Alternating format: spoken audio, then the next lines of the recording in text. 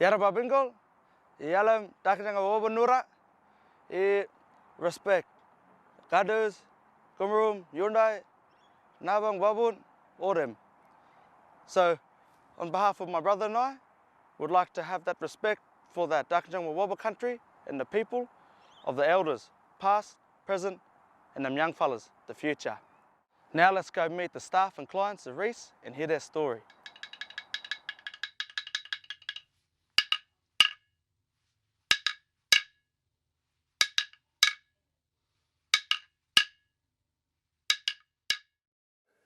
Hi, I'm Kim McGlory and I'm the CEO from Regional Youth Support Services. My name's Barry Duncan, commonly called BJ Duncan. My mum's originally from Moree in northwestern New South Wales. I'm a Gomeroi man and very proud of my heritage. But the job that I really get a lot of satisfaction out of is team leader for the Indigenous Justice Program run by Regional Youth Support Services at Gosford. My name is Jesse McGee and my mob's from Victoria. We're the Yorta Yorta mob. My name's Bradley Peters Mitchell and I'm Jesse Coyle and my mob's Dark and Jung and from the Central Coast. My name's Wesley Barton, I'm on the Central Coast. I'm Justin Toomey White, I'm a proud Wiradjuri man from Wellington, New South Wales. Got in a job at Eleanor Duncan as an Aboriginal health practitioner. My name's Jacob Tumanoko, I'm a caseworker with Juvenile Justice.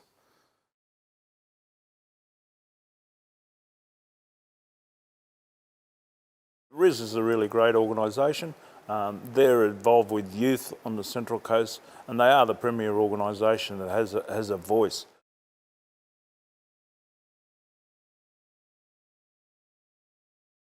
We run the Indigenous Justice Program here on the Central Coast.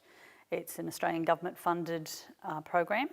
We employ BJ, who's our team leader, and its focus is to capture young men before they become 18 and offer an opportunity to be able to do things a bit differently. And we work with them quite intensely to look at changing the projection of their life. So the idea it is completely client focused and it's very individualised, it's very culturally based and very sensitive around the issues that that particular young person may have. We virtually work with young people that are engaging or about to be engaged by the criminal justice system, and we look at getting them a supported accommodation through case management. Those clients that aren't in the system have actually had a peripheral touch of what the system's like, and they come to our program that we can work through a lot of their issues. Any sort of issue that they may feel is aggressive behaviour, anything that we can actually get them into program that's going to make the quality of life a lot more bearable.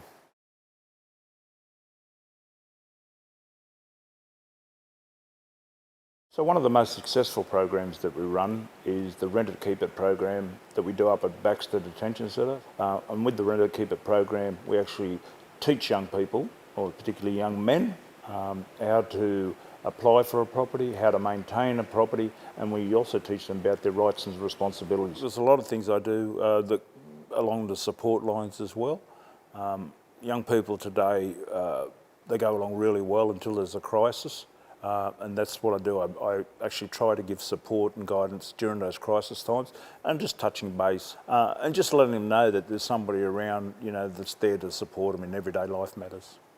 I got a referral to RIS and from there my support worker, she's helped us, me and my partner, with getting a place for our bub. They helped me with employment, they assisted me with things that I needed like clothes and then even furniture. Not too long ago my property was completely destroyed and it was just good to have RIS there to support me. They helped me with the police stuff that I needed to do. They helped me get my own house.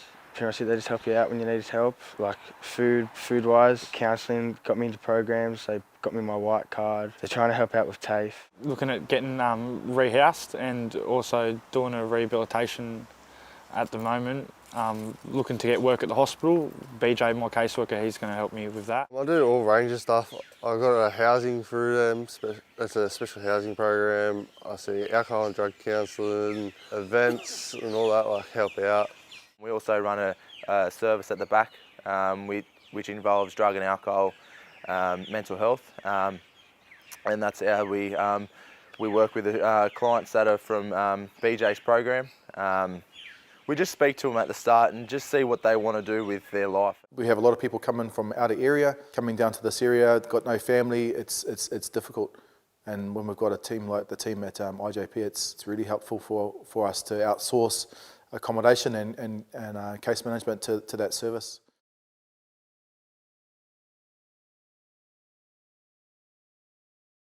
It's fantastic having BJ as our team leader.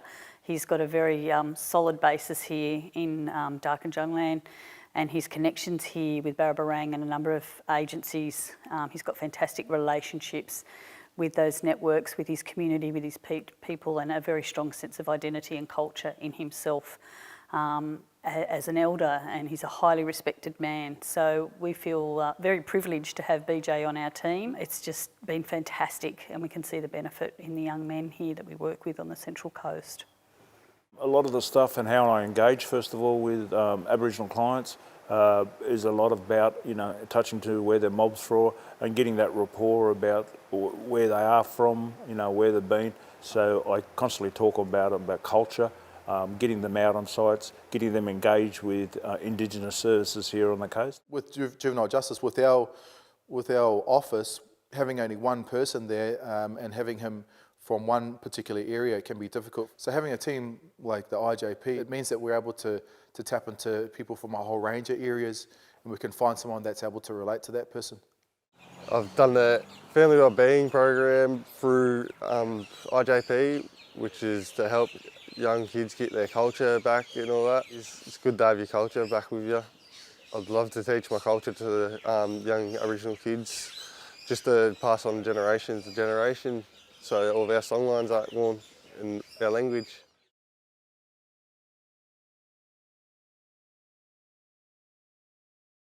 When we're working with Aboriginal people, we need to really, we need to apply what works for them, and that's why we really need to tap into services like IJP in particular, because they're able to work in the centres, they're able to work in the community.